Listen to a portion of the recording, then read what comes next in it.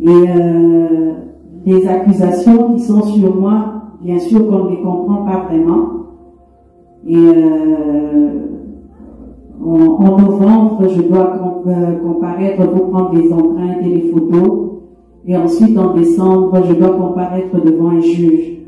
Donc, s'il arrivait que vous ne me voyez plus, c'est-à-dire que je suis en détention, c'est-à-dire que je suis arrêtée, parce qu'on ne sait plus ce qui se passe. Et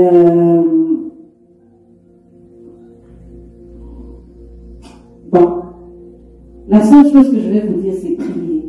Amen. Priez pour votre pasteur, priez pour moi, priez pour ma famille, priez pour l'église. Le discours que j'ai fait le dimanche m'a apporté tout ce que je suis en train de vivre aujourd'hui.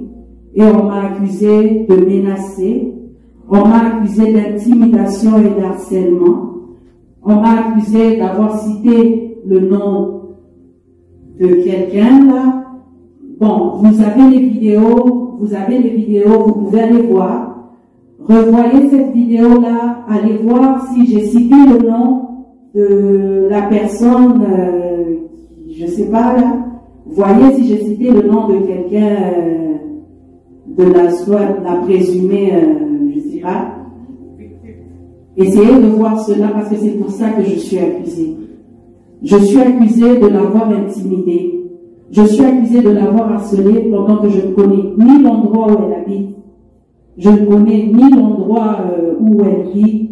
Bon, je ne sais pas sur quoi. Et tous les gens qui ont parlé ce dimanche-là ont été accusés et ont été en détention pour cette journée. Je voudrais que tout le monde soit au courant, c'est pas quelque chose à cacher, pour savoir que dans peu de temps, sûrement ils vont m'arrêter. Ils vont me mettre en arrestation et prier juste. Prier. On va continuer à prier. Amen. On ne va pas perdre la foi. Amen. Si on vit tout ça, c'est à cause de Dieu. C'est à cause de l'Éternel. Le problème, c'est que tout le monde est témoin. Vous êtes témoin de mon discours. Vous l'avez chez vous à la maison. Réécoutez-le et dites-moi si j'ai intimidé quelqu'un ou que j'ai harcelé quelqu'un. Vous avez mon discours, vous avez mon témoignage. Donc, continuons à prier. C'est ça la vie que nous vivons au Québec. C'est ça. La semaine passée, il y a eu des policiers chez moi à la maison qui ont fouillé la maison de fond en comble.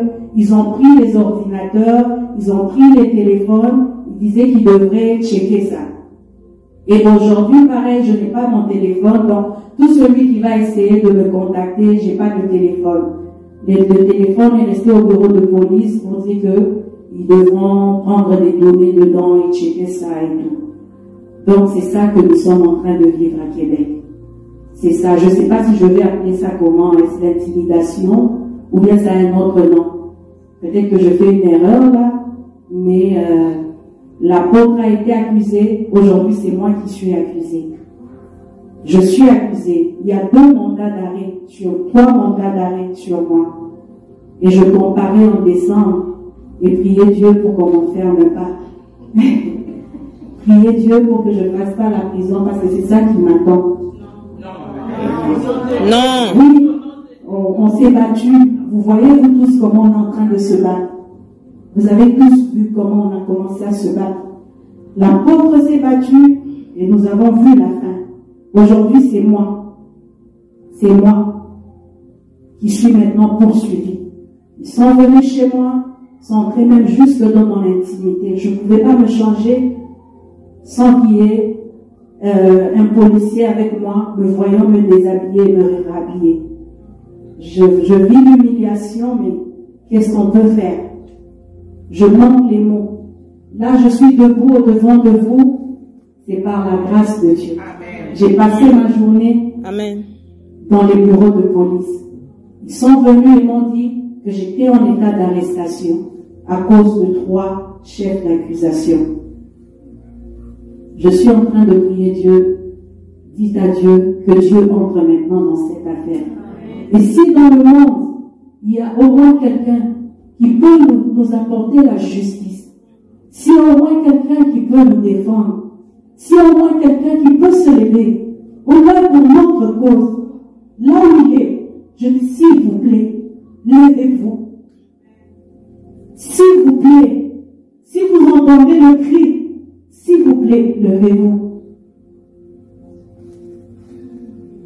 J'ai des enfants, j'ai des jeunes enfants. Et je suis sûre qu'ils voudront encore venir me les prendre. Parce que si aujourd'hui ils me prennent en détention, les enfants vont manquer de leur maman. J'ai passé toute ma journée, j'ai laissé ma petite fille toute seule. S'il y a quelqu'un au moins qui peut écouter ce cri, qu'il se lève, que Dieu écoute notre prière, que Dieu écoute ces moments que nous sommes en train de passer, que Dieu puisse écouter cela. Je n'ai pas aidé mon mari dans quoi que ce soit, mais on m'accuse de ça. Je ne sais pas où il est, ni moi, ni vous ne sachons où il est. Mais si c'est ce que Dieu veut, que ça puisse se passer, on bénit le nom de Dieu. Ce que nous savons, c'est que l'Éternel a des plans merveilleux pour chaque homme. L'Éternel a des plans merveilleux. Et la Bible dit, même lorsque je traverse la vallée de l'ombre de la mort, je ne crains aucun mal, parce que ton bâton et ta houlette me rassurent. Je vais garder confiance en ce Dieu. Il y a un Dieu de justice quelque part. Il y a un Dieu qui se lève le dernier.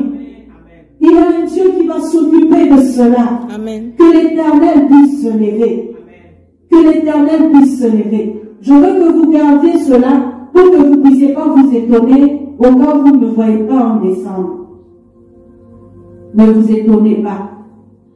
Au cas où ça revenait dans les médias pour dire que j'ai été accusé, que ça ne vous étonne pas. Vous êtes notre Église, vous êtes parents de vie, tout ce qui va se passer, on vous mettra au courant. On vous mettra au courant. C'est ce que j'avais à vous dire aujourd'hui. Mais sur ce, on va continuer à prier. On va continuer à prier, on va dire à Dieu, Seigneur, tu es un Dieu de justice.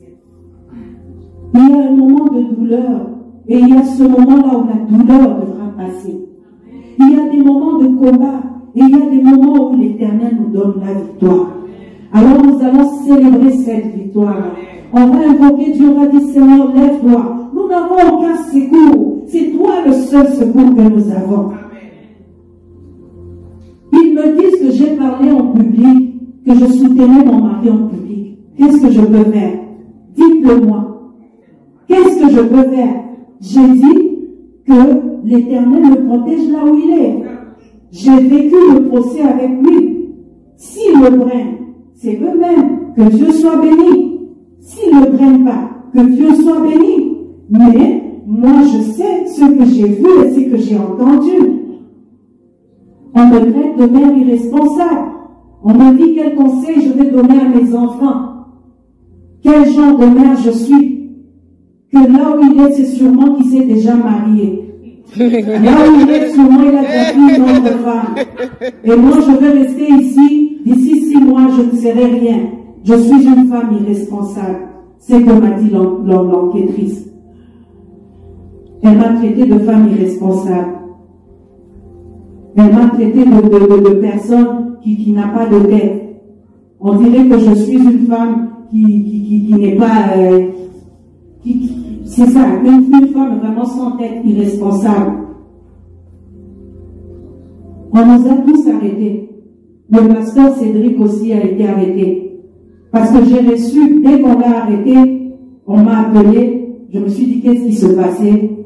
On a tous passé la journée là-bas, et moi et le pasteur Cédric, et on m'a demandé de ne pas l'approcher. Je n'ai pas le droit de l'approcher, je n'ai pas le droit de lui parler. Nous prions dans une même église.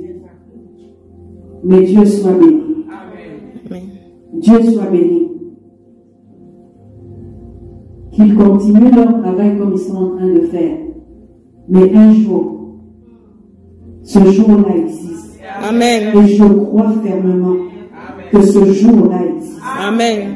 Ils peuvent nous faire tourner comme des gens bêtes. Ils peuvent nous écraser parce qu'eux ont des postes, parce qu'eux sont tels, eux sont tels. Mais je sais qu'il y a un Dieu dans le ciel. Amen. Je laisse ça à vous-même pour que vous puissiez voir, que vous réécoutez un peu. Peut-être que moi j'ai perdu la mémoire, mais allez vérifier pour voir que maman Carmen a dit ça, elle a dit ça, elle a attaqué, elle a fait ça. Moi j'ai raconté mon histoire, j'ai raconté mon vécu. Nous sommes dans un pays où il y a la libre expression. Et aujourd'hui, on m'interdit de parler. On m'interdit de m'exprimer. On m'interdit de parler de mon vécu. Vous-même, vous pouvez le voir. Vous-même, vous pouvez aussi, on a interdit de m'approcher. Prions seulement. Il y a un Dieu dans le ciel. Amen. On ne sait pas ce qui se passe, à vous de juger. Si moi je parle, je ne sais pas. Mais on descend. Si vous voyez qu'il y a absence de maman Carmen, donc ils m'ont pris. Donc ils m'ont pris. Ils n'ont pas eu la peau et ils se vengent sur moi. Ils se vengent sur moi. Prions Dieu. Remettons tout entre les mains de Dieu. Dieu seul saura ce qu'il fera. On va recommander l'Église entre les mains de Dieu. On va recommander le révérend entre les mains de Dieu. On va me recommander avec ma maison entre les mains de Dieu. On va dire à Dieu de prendre le contrôle de toutes choses. Ce qui n'est pas entre, ce qui est hors de notre contrôle n'est pas hors du contrôle.